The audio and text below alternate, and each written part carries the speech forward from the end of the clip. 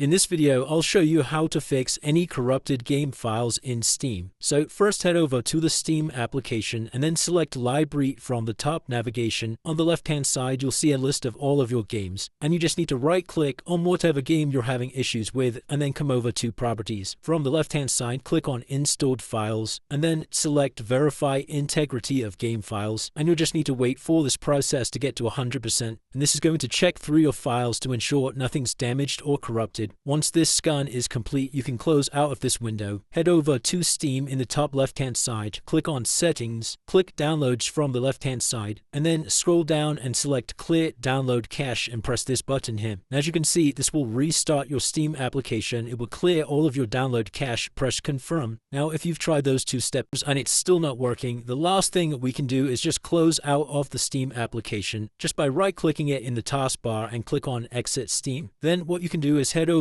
to your File Explorer, come inside of the C drive, come down to Program Files x86, click on the Steam folder at the bottom here, click on Steam Apps, and you'll see this folder here called Downloading. So what you need to do is just rename this folder. Doesn't matter what you rename it to, just make sure you change it. So I'm going to add a digit 1 at the end of this. Press Enter to save those changes, and then once again you can try launching up the Steam application and then checking now if that solved your corrupted files issue. Now if you've tried everything and it's still not working, one other thing you can do is head over to your Start menu, search for Windows Defender Firewall, and from the left hand side click on Windows Defender Firewall on or off, and then you just want to turn off all of your Windows Defender Firewall settings and then press OK to save these changes. And then once again you can try heading over to Steam and checking if that's now fixed the issue. And that's it guys. Hopefully by following these steps that's now fixed your corrupted game files issue. If you did find this video helpful, then please let me know in the comments below and I'll see you in the next one.